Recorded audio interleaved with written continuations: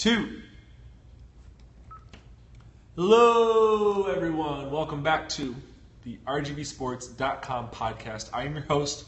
My name is John LaFollette. I cover high school sports for the Monitor newspaper in McAllen, Texas, and for RGVSports.com for the world at large. And if you're listening to this on the Periscope app or watching on the Periscope app or on the podcast app or however you find this, you already know what it is. It's the RGV Week 10 podcast.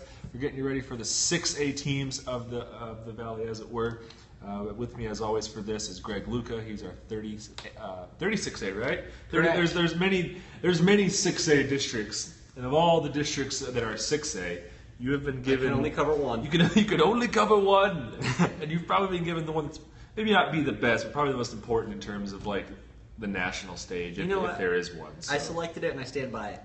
Through thick and thin this year. Yeah, good for you. Good for you, Greg. So you are our 36A reporter. You cover that for the district for the Monitor. I cover 31 6A. We talk about 32 6A as well. It's all 6A all the time on the 6A podcast, hence why it's called the 6A podcast. How you doing, Greg? Good. How are you, more importantly? We're coming off your birthday. How was it? It was busy, you know. Once you get past like 21, 22, birthdays kind of all feel the same. 21's the one, and then after that it's and especially once like you're old enough to be like a real adult, quote unquote, that like has to like pay bills and like go to work. Like, unless you're Mario. Mario's still big into his birthday.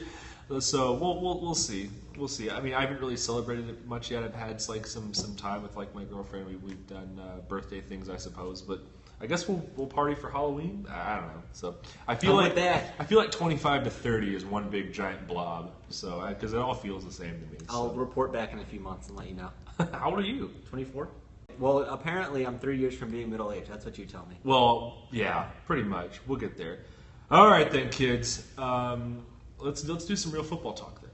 Yeah, let's get into it. Let's get into it. Let's start with 36A. By the way, thanks. I do want to give a shout out to Rio Grande City. I don't know if they listen to the 6A podcast at all because we don't really talk about them on the 6A podcast, but they extended a birthday greeting to me over Twitter, and they employed the Marshawn Lynch meme. Nice. It says, "I'm just wishing you happy birthday so I don't get fined." All right, so I got to give a shout out to the Rattlers. Rio Grande City, masters of memes and the gridiron. Rio Grande City football Twitter is probably the best Valley High School football Twitter out there. So I would agree. Props to the Rattlers. Anyways, 36A. What do you got in mind for 36A this week? I think the most interesting thing to look at overall is the playoff picture right now. I just want to skip right to the good stuff. I mean, at this point in the season, that's all that matters, right? Right, exactly. And as of right now, as we talk about it at this moment, the standings are pretty jumbled. McAllen Memorial's alone at the top at 4-0, and everybody else has at least 2 losses. So nobody else has clinched a spot yet. From what I understand, Dos is Spanish for 2. You are correct. Is that true? You're correct. All right. Anonymous sources say. Okay, so it's your birthday. I'll let you get away with it. So I sort of went ahead and planned out the rest of the season for these guys. Who is what their record now, and who do they play the next couple weeks? And I put my projected standings just based on who I would pick. And weirdly, I have Palmview finishing outside of the playoffs. Uh-oh. Because they lost to Juarez Lincoln last week. We didn't get to talk about this because there wasn't a recap show, but that was not something that anybody saw coming, not by a long shot. It was Juarez Lincoln's first district win in their last 10 district games. They went winless last season and had lost the last couple to end the year before that. So, suddenly, Palmview is no longer a cut above, and at 2-2 with games against McAllen High and McAllen Memorial still to play, I have them probably finishing 2-4. Then I think Mission will end up 3-3, La Jolla High 4-2, and Mac High 4-2 with Memorial undefeated. And so you're saying Palmview and Ricky 956 are going to be sitting at home? It looks that way right now. Mid-November? Unless they can get a win against McAllen Memorial this week, which is not going to happen. They have it especially rough because not only is McAllen Memorial the best team in the district, but Palmview played Saturday this week and then has to come back and play Thursday. So they don't have a lot of time to rest up and prepare for easily the toughest game of the season, which will be played in McAllen. Really nothing lines up well for them as far as this matchup. And I should say that for Palmview, they are dealing with things that are bigger than football right now. We won't go into detail, but they're dealing with some things on that team that are bigger than football, right, so I believe that are bigger than box scores. So. Right. They have some stuff going on over there that we're not going to get into, but I don't know if it affected them over the weekend or not, but it certainly wasn't the kind of showing we expected, and they are going to be hard-pressed to get a win the rest of the way, given that they have to play Memorial this week and then McAllen High next week. And as much as McAllen High's been up and down, still kind of like them as the next team behind Memorial so far. Now, we can talk a little bit about their last game against McAllen Memorial, where basically it played out probably like I would have expected. McAllen Memorial won pretty comfortably. Josh McGowan had a decent game, but really, Trevor Spates' show again on both sides of the ball, running for 300 plus, and showing up on defense for the first time in his career, making a ton of tackles there, and making a huge difference for them that way. So I still sort of like McAllen High second, and then like I said, I think La Jolla High can get to 4-2. They have, let me find it here. They have Rowe this week, and I think Rowe is sort of done, just by virtue of the fact that they know their coach is on the way out. At 1-4, they're the only team that's eliminated from playoff contention. Yeah. I don't see them getting that win. And then they play Juarez Lincoln the last week, and for as much as that Juarez Lincoln upset is a surprise, I still think La Jolla High can win that game. So I'm getting to do a lot of different matchups here, and I hope I'm not losing people along the way. But the bottom line is that right now I would have Palmview out of the playoffs, and the 4 teams in would be McAllen Memorial, McAllen High, La Jolla High, and Mission High. So does anything surprise you about that? Do you have any questions about the playoff projection as I've laid it out? No, it all sounds pretty clear. And again, we know that we just alluded to Palmview. They're dealing with some things that are bigger than box scores and football right now. But the way they started the season, it seemed like they were. I mean, we were at one point talking about, and again, they still have yet to play Mac High, so we might be proven wrong here. But we were talking about Palmview. They're probably the second best team in this district. Can they beat Mac High? They might be able to beat Mac High. Right. And it seems like they've come back down to earth. And I read an interesting thing. I don't know if it's from you. I think it was in a notebook recently where Joel Pena, their running back, it's just his stats have just fallen off a cliff. I have been trying for 3 weeks now to get Coach Kennis on the phone, and I haven't been able to get a hold of him and figure out what's going on here. Now, they've had other guys who have stepped up. Miss Alguera and Abel Torres have both played pretty well. They've both put up some decent numbers, but the offense hasn't been the same, and Pena specifically hasn't been the same. And I remember when I watched them play that I thought Pena seemed like a pretty good player, but also did a lot with what was blocked for him. And I think as long as the blocking is still there, those other guys can produce and have pretty good numbers as they have to this point. But it's really still just curious because it's not even like he's not playing at all. He's getting a couple carries, which leads me to believe that he's not at least substantially injured to the point where he can't even suit up. Right. So, I don't know. I wish I could talk to Coach and get to the bottom of that one. But regardless, at this point, things are not looking great for them, and that is just one of the factors. Anything else you want to talk about 36A news-wise, playoff-wise, before we get into some games here? Or? Well, we can sort of transition into the games because I think the one team I didn't get too much into here is Mission High. And Mission High is going to be playing La Jolla Juarez Lincoln in Week 10. And if you told me before the season that I would be covering Mission High against La Jolla Juarez Lincoln in Week 10, I would have thought you were joking. But even though these are the teams that finished last and next to last year, and so far this season Mission High ranks 4th and La Jolla Juarez Lincoln is 6th, this is sort of a playoff elimination game. As I said, everybody is still in it. If Juarez Lincoln wins out against Mission High and La Jolla High, and they've already beaten Palmview, they'll have pretty good tiebreakers against the teams that they're contending with, and they'll be 3-3, which is good enough. So as crazy as it is, given that they had lost 10 district games in a row, they can potentially put 2 wins together, which if you can beat Palmview, you're good enough to beat Mission High and you're good enough to beat La Jolla High. So Juarez Lincoln has a legitimate path to the playoffs, which is crazy. Christopher says, when I cover Mission, they lose. Well, I guess this is a bad omen for them then, but I'm really interested to see what they are going to be able to accomplish because they have really picked up their offense the last 4 weeks, averaging more than 400 yards compared to the first 4 weeks where they were in like the 270 range. They've switched to a new quarterback in Rudy Trevino. He's gotten a lot of work there. They've moved the first quarterback, William Arias, out to receiver. And they've found some things in the running game. They've just switched to a more ground and pound approach. And Coach Mario Pena was telling me today that the biggest key was the offensive line, sustaining their blocks better and doing more in that way. He thought that group would be a strength at the start of the year. And not that they had been bad to this point, but that was something that they hadn't done as well as they could. And it's just since the bye week, they've come back stronger doing that. And again, to have a 21-point win against La Jolla High already, that sets you up decently well in tiebreaker scenarios if it comes down to positive points. And they've lost to Palmview and Mac High. The thing is, they have to play McAllen Memorial in Week 11. This is Mission High.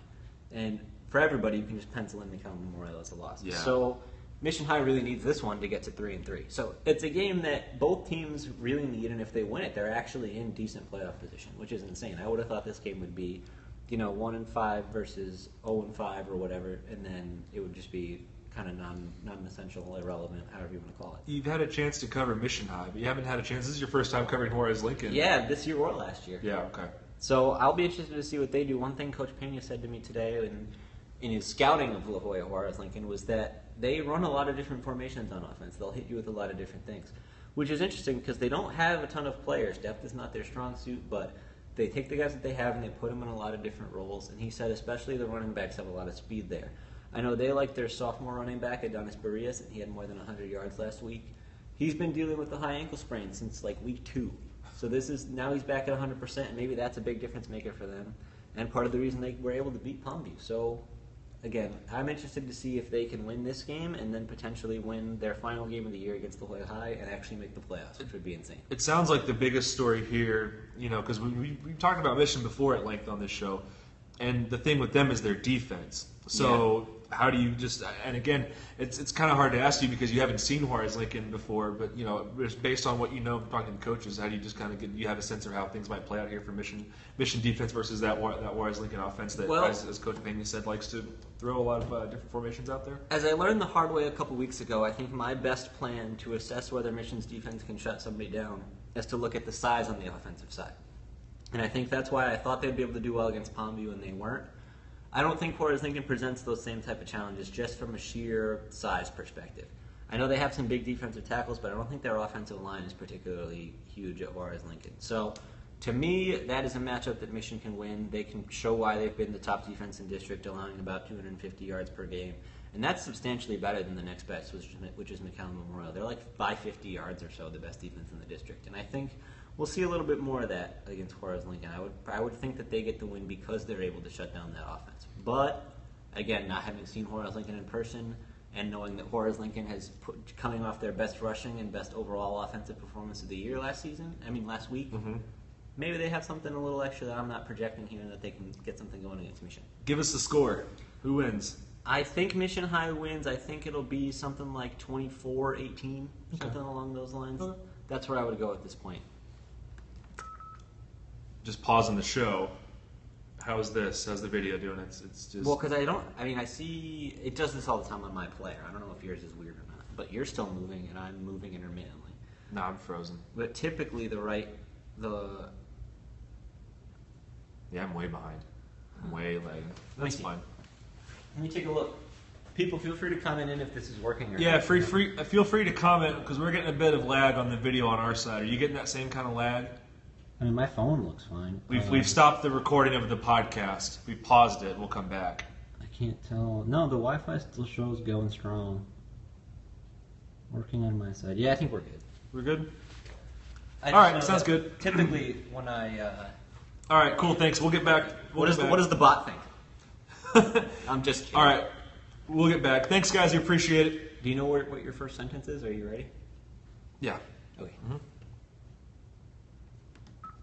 Moving on then, in the rest of 36A, what else do you see? We got a game on Thursday. We mentioned Memorial and Palmview. Pencil in that one for Memorial as you can for any other time they play this season. Well, yeah, but this is still the game that I thought that I would be covering.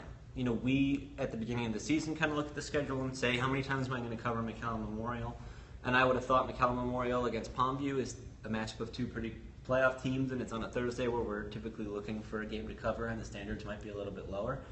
But after Palmview loses to Juarez Lincoln, I don't see how we can justify this game not being a blowout. I think McAllen Memorial has to be pretty substantially favored, which is insane because I don't know, I wouldn't have saw that coming. I would have always picked McAllen Memorial to win, but I would have thought that Palmview could probably get something going on the ground against decent but not great McAllen Memorial defense and keep it close. What's the news on Spates' watch? Where does he rank in terms of Spates? In terms of Texas high school football history? He moved to 4th all-time in Texas high school football history, but he's got about 1,000 to 1,200 yards to go to get to the next benchmark in terms of all-time. So that's going to be really tough to do before it's 1369 to get to number 3 all-time.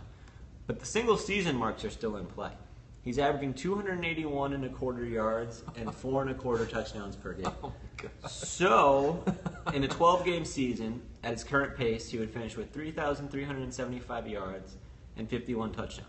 That's assuming they win a playoff game and lose the next one, because that's a 12-game season.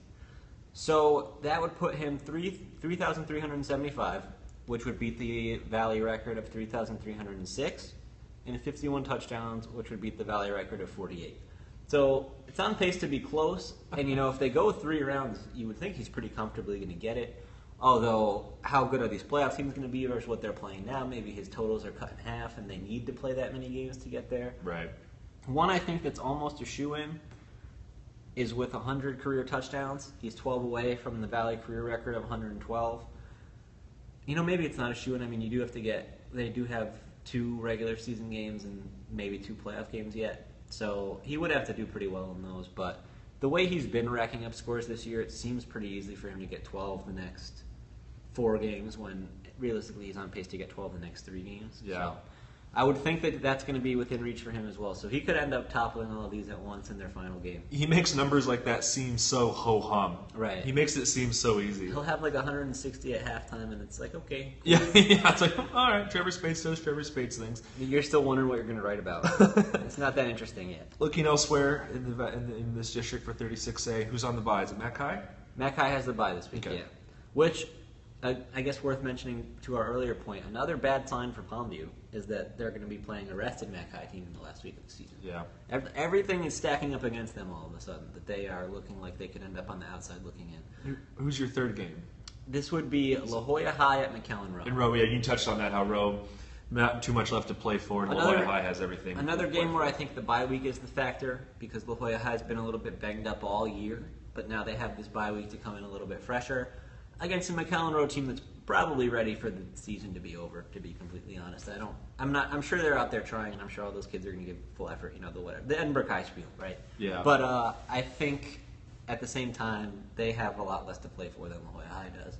And it's got to be hard to get pumped up when you know that your coach is on the way out and that the people who decided to get rid of him don't believe enough in you to keep him around until the end of the year. Yeah, that's true. That's very true. Anything else you want to talk about 36A before we move on? No, I feel like I had a lot to talk about and we got through it pretty quickly, but I guess that's just efficiency, right? We really have to outline the playoff picture, and there's still a lot of unknown for me in terms of who's going to win week to week. I'm sure something I said here will end up being completely off base, but I gave you basically the playoff picture as it stands now. All so right. what do you want to talk about in 31-6A? Well, you're the reporter. Ask me questions. What do you want to know about 31-6A? I'll tell you. Well, you had notes. You had a notebook this week, and I think there was a little bit of coaching talk in this one. A little bit. Yeah, of this one dealt more with matchup. coaching. There's an interesting matchup here, personally, for Westlake High and Edinburgh Economides. Coach Tony Villarreal at Westlake and Coach Gabe Payne at Econ. These guys go way back. And when I say way back, I say 1990. It's hard to believe that was 25 years ago. I was alive. I hate saying way back at points when I was still alive. But they've been football rivals, not rivals, but they've been contemporaries since 1990. Tony Villarreal was the head coach at Port Isabel at the time. Coach Gabe Pena was an offensive lines coach, or he was just a lineman coach at the time. And throughout the last 25 years, they've kind of wound their way in and out of each other's, career path, as it were. They've spent time at Westlake together, and now, here they are all these years later, and then now they're coaching against one another. And they run similar styles. They both teams like to, ground and pound and stop the run. But I was talking to Coach Villarreal for Westlake about this, and he said the same thing that every opposing team has said about Econ all year, that they're tough and they're physical.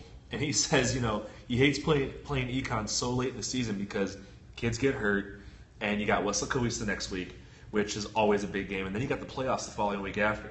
Right. And then I think he said something I thought was interesting. He said he doesn't like playing Econ because he doesn't like going up against Pena. He says it's really hard for him to go up against Coach Gabe Pena because he called him. He said it's like family. He said that there's always it's a really personal for him, and it's kind of uncomfortable for him as well. And I thought that was pretty striking. It just really kind of speaks to the bond that those two have. What did Pena say about the matchup and having to go against Tony V? Oh, he said when he first got to start coaching Port Isabel, he the things that he first learned under Coach Villarreal, he's carried with him throughout his whole career, not just in terms of X's and O's, but in actually running a program on a day-to-day basis, trying to model these kids to be not just better football players, but better students to go on and someday go to college and whatnot. So, in terms of the game plan, he made a funny Payne made a funny joke, and he was like, "My offensive coordinator has finally convinced me that it's okay to throw the ball more than twice in one game." Right. So, and that's been something that they've been doing this year. They're still a run-heavy team. They've run the ball for over 1,500 yards, 1,600 yards. But they've thrown the ball whenever the matchup's there. They've thrown for about 700, 650 yards, somewhere in there. and they've been averaging like 20 yards a catch. It's always a deep ball. It's always a deep ball because they run so much. The defense draws in towards the line. They get a deep threat down there. Right. But yeah, so I just wanted to talk a bit about the relationship because I just find it so interesting because what struck me, I only knew about this because I wrote a feature on econ last week, and me and Pena were just talking, without the recorder on, we were just having a conversation. He's like, yeah, I talk to Coach V every week. We're good friends, and so I just wanted to know a bit about the relationship. So, and I thought, like I said, I thought that was pretty striking that Virial was so, he says he doesn't like these matchups because it's so close to him, it's so personal for him. It's hard to kind of separate the X's and O's from the person on the other side of the field for him. So, in terms of the X's and O's, it seems like a pretty Westlaco favored matchup, even though Economies is on the verge or in the discussion for playoff positioning. Right. Well, let's talk about playoffs real quick.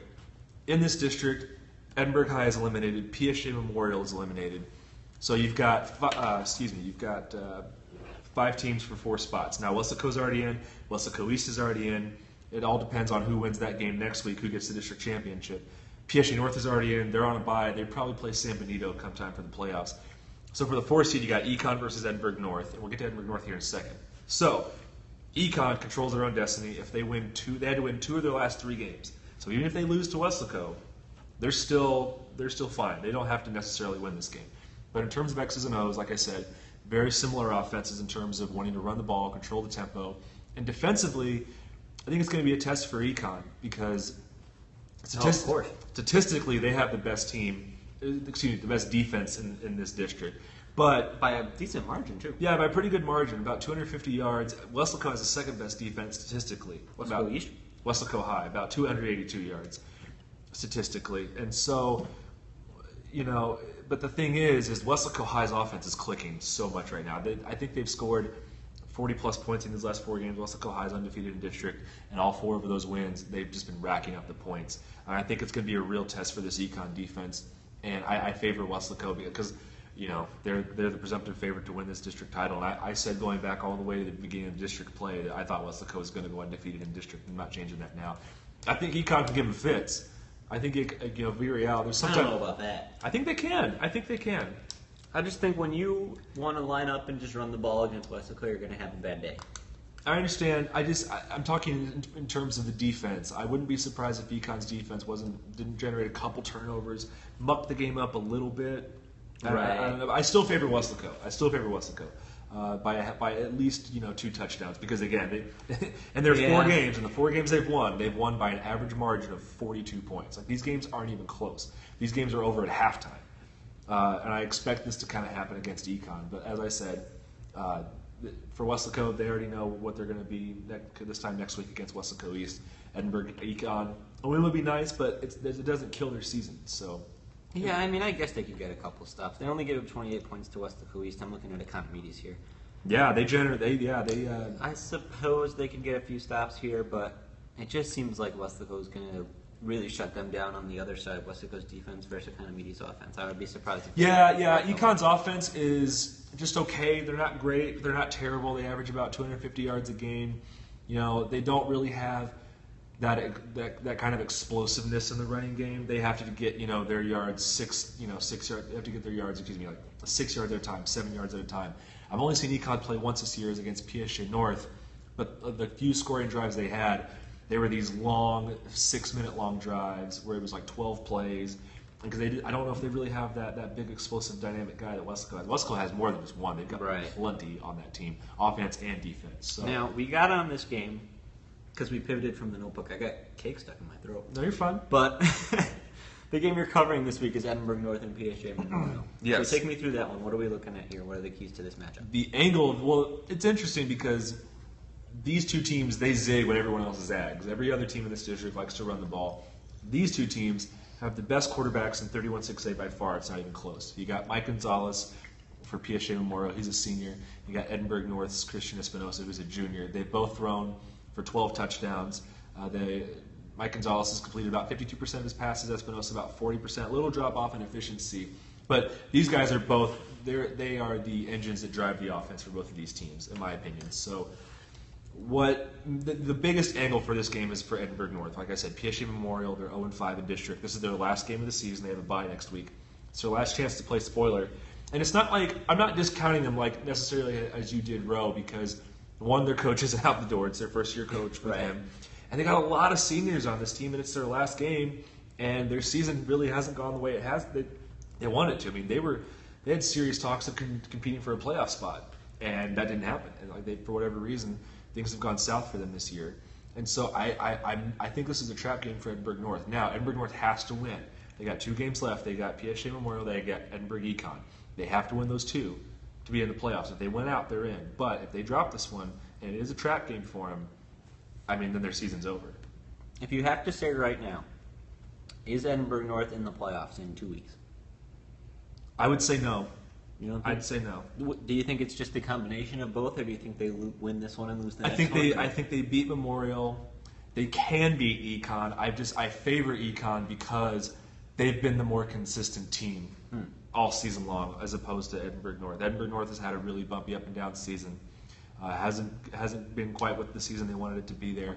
But Econ, it seems like by and large they've been the same team week in, week out, win or lose these last couple weeks. I will be interested to see if after the results of this week you change your tune on that. I mean, maybe getting a chance to see Edinburgh North in person or whatever happens with the. Yeah, maybe it'll be interesting. And again, if PSG Memorial pulls the upset on Edinburgh North, then that game doesn't matter. Then Econ gets the win. I mean, Econ gets the playoff spot there. So then the one we haven't touched on is Edinburgh High, Weslaco East. Anything that needs to be said about this one? If Weslaco East wins and Weslaco High wins, which it figures they should, that'll set up an undefeated matchup between the Wildcats and the Panthers for the district title in Week 11, which is pretty much the way it should have been all season long. So that's what I imagine we'll see in this one. I'd be surprised if it went any other way. Yeah, me too. So what do we want to talk about in 32-6? Speaking of Weslaco East, that's your lock of the week.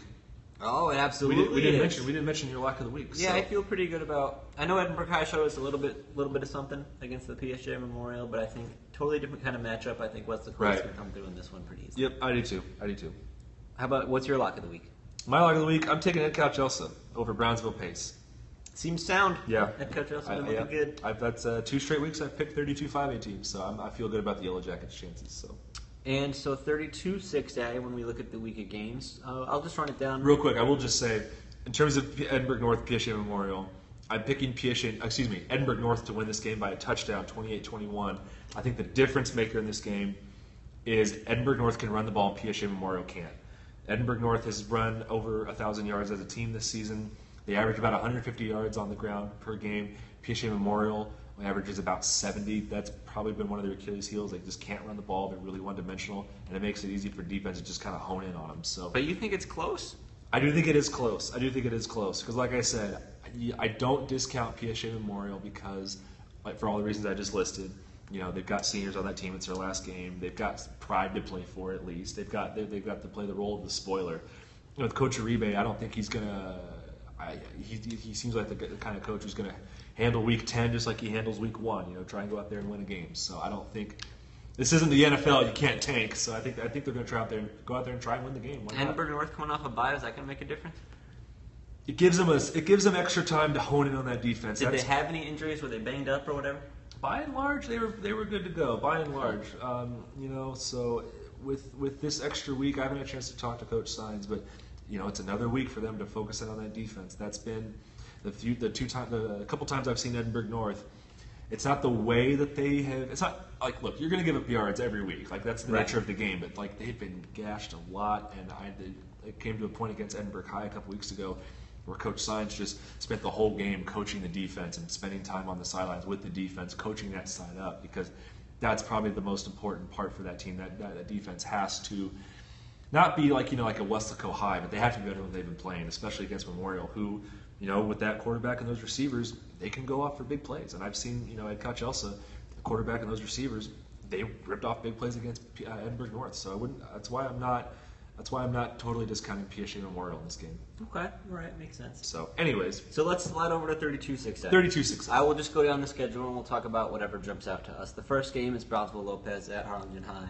Brownsville Lopez has 1 win on the season. Harlingen seems like they're one of the better teams in that district with the Valley at large, so Cardinals probably get the win there. Agreed. At Harlingen South at San Benito. I know Harlingen South has been on a little bit of a turnaround run here. Yeah, they beat Hannah last week, which not too many people saw coming, but still San Benito, same with Harlingen, one of the better teams in the Valley. I feel like Harlingen South and Brownsville Hannah, if you move them out of that district, they're playoff contenders. but they're loaded, and there have been this loaded district. So, but still, I think San Benito gets the win here. The Brownsville Vets tour of teams that are super strong continues this week. They got Los Fresnos. I think we all picked Los Fresnos to win that one. So I think Brownsville Vets is still a playoff team, but they just really seem to struggle against some of these upper echelon teams in that district. And there's no shame in that, but I think that's just sort of what it is at this point. I think Los Fresnos is. I have Los Fresnos ranked the highest in this district when it comes to the top 10s, and I know that's not how we settled as a consensus, but I still feel like the games that they lost were a lot had to do with turnovers or maybe some fluky things that would be different game to game. And if you line them up against any other team in this district on a neutral field tomorrow, I would pick Los Fresnos. Their defense is just so good. I can't say enough good things about that defense. So everything I've read about them has been really impressive. Most definitely going with them in this one. And then that leaves me with Brownsville, Hanna, and Rivera. There you go. And that game is on Halloween night. Yeah, that should be fun. But I think Hanna probably cruises in this. Yeah, Rivera's having a down year. They lost a lot of seniors from last year's playoff team, so it seems like Hanna should get the win here, but you never know. No team wants to go winless, so. Yeah, absolutely. I could see them coming out and playing hard. Again, it's 2 years in a row that they start really slow, 0-5, and then turn it around. And maybe this year it's just 0 and a little more, and then they start to shut it. But I would have to lean Hanna until proven otherwise. Yep. So it seems like all in all, throughout the Valley, it seems like a pretty calm, quiet week in terms of games and storylines a bit, because at this point, a lot of teams have a playoff spot locked in, and then we still have to wait another week to kind of get a better picture of what the contenders are right now. Like with TV shows, the episode before the season finale where they kind of move all the pieces into position and then crazy stuff happens at the end. It's kind of that week for the Valley sports. You get sort of a lot of games where you kind of think you know what the outcome's going to be, but it sets itself to have more interesting matchups and to see how things play out next week. Yep. So this is, I guess, this is the prequel to the playoff showdowns that start next, because pretty much next week is playoff games for people, essentially. And hell, some games are playoff games this week, right? Like that Horace Lincoln game we just talked about. Yeah. So, in a sense, we're already in playoff season. It's a play-in to the play-in. It's a play-in to the play-in. I like that. Yeah. Do you have a show? I think we do. I don't know what else we would need to talk about. Normally, this is the part where we realize we forgot to talk about 32-6A. Yeah. But I think we did it this time. Well, should we mention some small schools? It's a 6A podcast, John, but if you feel like Let's talk about small schools, because small schools matter. What do we see here on the schedule? Kingsville King at Gruya. King probably takes that one. Dennis was a little bit excited about this game. He thinks Gruya's got some potential. We'll see. They've only won one out of their last. Well, they've won one game out of the last 4 or 5. Yeah. So we got Orange Grove at Port Isabel. Seems like it could be a good game, but Orange Grove, they tend to blow out a lot of teams in this Orange district. Grove seems really strong. Raymondville plays Rio Hondo. I think we all took Rio Hondo. That could be a fun game. I like the Rio Hondo defense. Yeah, both those teams are pretty good from what I understand. Brownsville St. Joseph, they're playing San Antonio school, I believe. San Antonio St. Michael's, something like that. I got to remember which one it is, because I think that was actually a pretty good game. It is going to be a good game. I think everyone took the San Antonio school except for Saul, our page designer, in our picks. He took Brownsville St. Joe. Looking at the other teams' schedule throughout the year, they've had some really good results. So this is San Antonio Central Catholic. Central Catholic. St. Michael's was last week, so they played Central Catholic. They pulled out a 3-point win against St. Michael's, which was a team, I think I picked them to lose that game. But Central Catholic, just looking at the max reps page real quick, I mean, look at all these blowouts. 34-0, 36-0, 29-7, 38-0. They've been really strong, so we'll see. Yeah, we'll see. St. Joe's will be tested. Also, I got to give a shout-out to the Progresso Red Ants. I picked them to win this week. They're playing West Oso, a team who has kind of been on the struggle bus as of lately. So I think that's a winnable game for the Red Ants. I'm going to go on record as picking Progresso to win this week. So Our guy Christopher says Kai Money is the best QB in the Valley, but I think he's just trolling you. He probably is trolling me. Nothing against Kai Money. I always take private schools with a little grain of salt. Right. Because they get to play by some different rules than some public schools do. Not to say the public schools don't engage in breaking news, Greg. Not all public schools behave in ways that they're not allowed. For as impressive as St. Joe's has been with however many games in a row they've won, they did lose to Ravenville, which is not a bad team, but certainly this is not one of the Valleys. I mean, I don't know that they would compete with the 5A and 6A teams all that well. Right. So just worth noting there. Yeah, they're successful in the private school world, but like I said, I take them with a bit of a grain of salt just because of the competition and the type of rules they have to play by as a private school. Absolutely. So, anything else? We finally have a show now? I think we did it. All right. Well, hopefully we'll be back. We didn't do a recap podcast last week because last Saturday was a very busy week for us. And things got away from us. You were covering volleyball. We had some people doing cross-country stuff, from what I understand. Speaking of volleyball, the playoffs start next week. Yeah, I want to talk more about that on Saturday because we're still finalizing the picture and who's playing where and who's doing what. So I think that would be a good time to get into that stuff. Well, you also wrote a notebook on 36A. It's on RGVSports.com in the Monitor. My 31-6A notebook is on RGVSports.com and in the Monitor for Thursday as well, i.e. today or whatever when we record this. So I think with that, we finally do have a podcast. Like the fourth time we've tried saying we did it. So we did it. Until then, folks, thank you so much for checking this out. You can find us on Facebook, it's RGVSports.com. On Twitter, we are at RGVSports.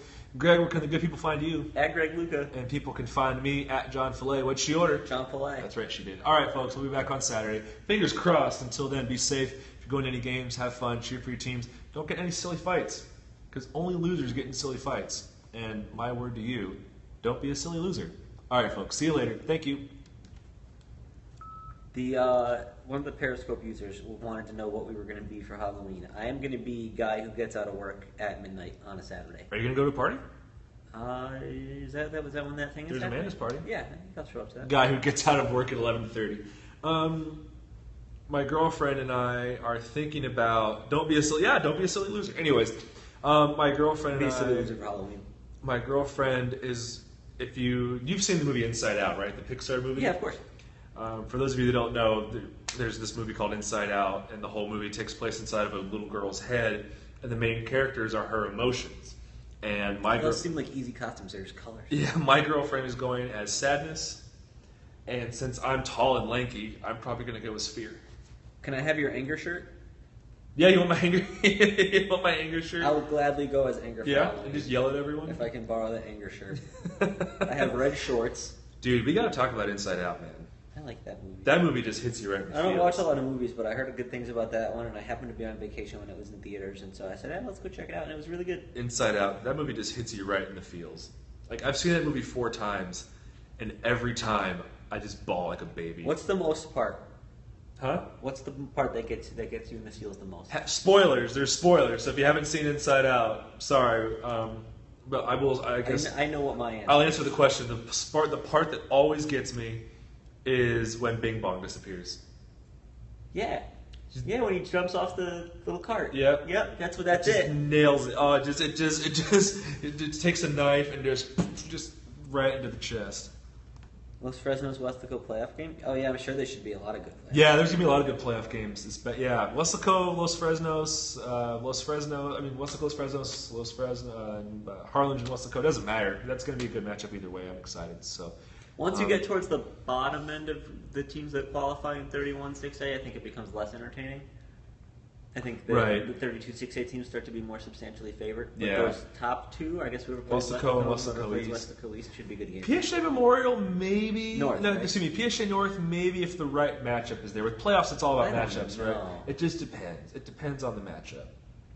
Any of those teams is really good. Like, what if they draw Brownsville Vets? I would think that Brownsville Vets would be pretty substantially favored. Well, they already beat. Two teams They already that play beat. a lot of offense. They already Seems beat like Brownsville PSA. Vets is better. They already beat PSA North earlier this season. But if they catch Brownsville Vets on a downside, and maybe Marcus Castillo isn't 100% healthy, I would favor Brownsville Vets, but I wouldn't make that an automatic. Yes. I would make it automatic. But no, I agree with you by and large. I think in the larger picture, I think for the most part, with the exception of maybe Donna, I think the 31-5A teams are going to beat the 32-5A teams. And then I think that aside from... Who are the D1 schools in 36A? It's Memorial and... I shall pull up the enrollment numbers right now because I always forget. I think it's Memorial and Mac High, is it not? Yeah, I just don't want to get it wrong. Here, tell me the numbers and I'll write it down. Rank order, McAllen, Memorial... Oh, God, I lost it. McAllen High is 2, 3, 4, 1, 25. 2, 3, 4, 1.5? Okay. Yeah, I love that when it's half a kid. La Jolla is... Yeah, La Jolla schools are big. I always forget that. Please? What's this? What? Alright, you can make this difficult on me. McAllen Road doesn't matter. McAllen Memorial's $23.99. $23.99. You might want to put who's who because we're going to forget. Why is this not coming up? Just type in Joya. You think? You're the smartest man alive. La Jolla's $24.70. Yeah, La Jolla is huge. I forget how big those schools are. $24.70. Palmview is 23.71, just for the sake of argument. Mission is 21.36, and Juarez is 26.14. I know Juarez is the biggest one. 21.36 for Roe. How big? No, not for Roe. How big is Juarez? Mission's Mission 21.36. Mission 21.36, and how much? Juarez is 26.14. They're the biggest one. 36. And how much was Juarez? 26.14 and a half. Holy crap! Don't forget the half kid. So if Juarez Lincoln makes the playoffs, then it's then what? You got La Jolla. By the projection that I have, based on who I have winning the last 2 weeks, it would be La Jolla. Mission would be D2. It would be La Jolla Memorial. That's who it would be. And Mackay and Mission would be D2. Yeah, La Jolla schools are massive. I always forget that. Those schools are so big. That's probably part of why they got killed in the first round last year. La Jolla High. They had to play United or something like that. Yeah. I think for me it's PSG North and Westlaco. No, or maybe Edinburgh North. We talked about it last week, but I forgot. Edinburgh is really big. So either way, we'll figure it out. Any other questions, comments, concerns? And we got to get out of here.